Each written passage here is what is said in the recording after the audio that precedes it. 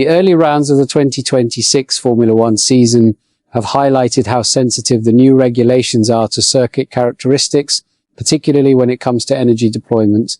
As teams move from one track to another, variations in layout are exposing limitations in how systems behave under different conditions, especially during qualifying sessions.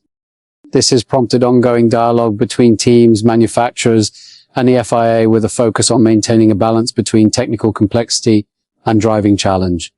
While the races themselves have been viewed as competitive, attention has increasingly shifted toward ensuring that qualifying remains a true test of driver performance. Against this backdrop, Formula One has introduced a targeted adjustment for the Japanese Grand Prix at Suzuka.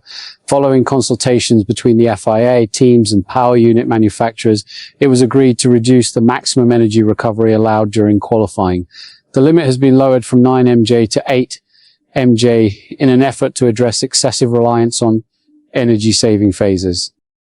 The decision is aimed at reducing the impact of what is known as superclipping, a situation where drivers experience a significant drop in electrical power despite maintaining full throttle. This effect has been particularly visible on circuits with energy profiles similar to Melbourne, where drivers were forced into early energy limitations even on their fastest laps. Examples from previous rounds reinforce these concerns. During qualifying in Australia, onboard footage showed drivers entering energy clipping phases early in the lap, including during the pole position run of George Russell. In China, drivers such as Charles Leclerc and Oscar Piastri indicated that attempts to push harder could lead to reduced performance due to imbalances in energy deployment.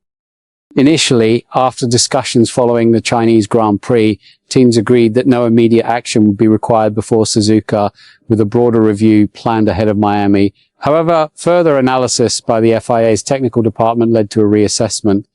Updated simulations suggested that superclipping would be even more pronounced at Suzuka than previously anticipated.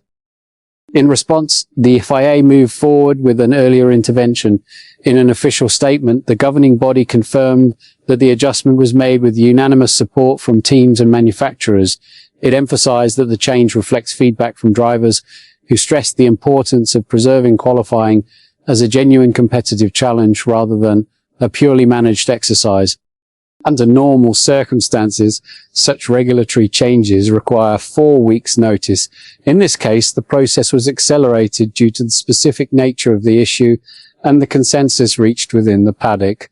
Teams and manufacturers were informed of the proposal earlier in the week, with implementation dependent on full agreement, which was ultimately achieved.